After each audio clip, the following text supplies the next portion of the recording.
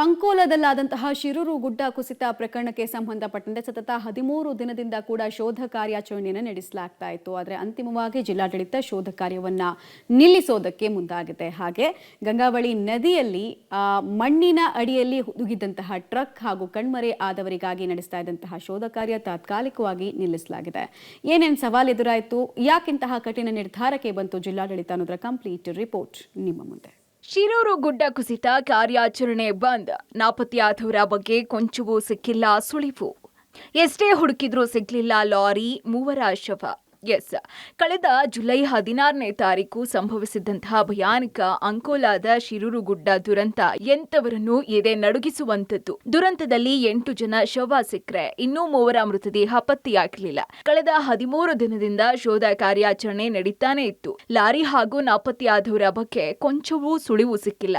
ನಿರಂತರ ಕಾರ್ಯಾಚರಣೆ ಮಾಡಿ ಮುಳುಗು ತಜ್ಞರು ಹೈರಾಣಾಗಿ ಹೋದ್ರು. ಮುಳುಗು ತಜ್ಞರ ತಂಡ ಎಷ್ಟೇ ಹುಡುಕಿದ್ರು ಲಾರಿ ಹಾಗೂ ನಾಪತ್ತೆಯಾದ 3 ಮೃತದೇಹ ಸಿಗದ ಹಿನ್ನೆಲೆಯಲ್ಲಿ ಜಿಲ್ಲಾಡಳಿತ ಕಾರ್ಯಾಚರಣೆಯನ್ನ ಸ್ಥಗಿತಗೊಳಿಸಿದೆ. ನಾವು ಏನು ಮಾಡಬೇಕು ಮಾಡ್ತಾ ಇದ್ದೇವೆ.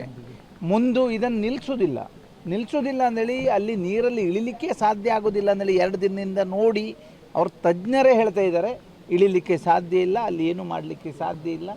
ಆದಷ್ಟು ಮಳೆ ಕಡಿಮೆ ಆದರೆ ಅದರ ನಂತರ ಮತ್ತೆ ಕಾರ್ಯಾಚರಣೆ ಮಾಡ್ಬೋದು ನೋಡಿ. ಹಾಗಾಗಿ ನಾವು ಈಗ ಏನು ನಡೀತಾ ಇರ್ತದೆ ಅದರ ನೀರಲ್ಲಿ ಏನು ಮಾಡಲಿಕ್ಕೆ ಸಾಧ್ಯ ಆಗದೆ ಇರೋದ್ರಿಂದ ನಾವು ಈಗ ಎಲ್ಲ ತಂಡದವ್ರ ಹತ್ರ ಈಗ ನೀವು ನೋಡ್ತಾ ಇದ್ದೀರಿ, ಇಲ್ಲಿ ಆರ್ಮಿ ಬಂತು, ನೇವಿ ಬಂತು, SDRF, NDRF, ಏನು ಮಾಡಬೇಕು, JCP ಎಲ್ಲ ಇಟಾಚಿ ಏನು ಮಾಡಲಿಕ್ಕೆ ಸಾಧ್ಯತೆ ಎಲ್ಲ ರೀತಿ ಮಾಡಿದ್ದೇವೆ. ಕಾರ್ಯಾಚರಣೆ ಸ್ಥಗಿತ ಆಗಲಿಲ್ಲ, ಮಾಡಲಿಕ್ಕೆ ಸಾಧ್ಯ ಇಲ್ಲ, ಏನು ಮಾಡಬೇಕು.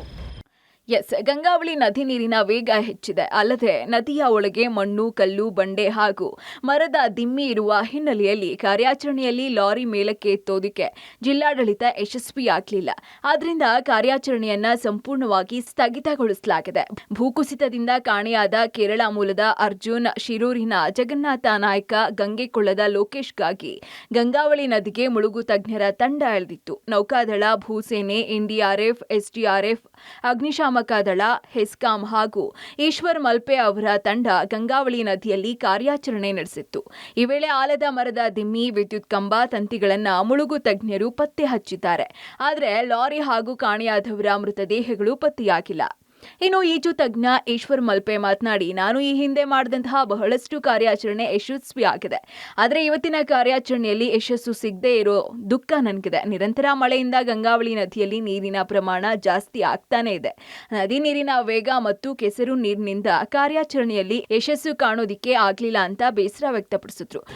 ಟೈ ಮಾಡುವಾಗ ನಮ್ಗೆ ಒಂದು 300 ಮೀಟರ್ ಅಲ್ಲಿ ಒಂದು ಮರ ಸಿಕ್ಕಿದ್ದೇವೆ.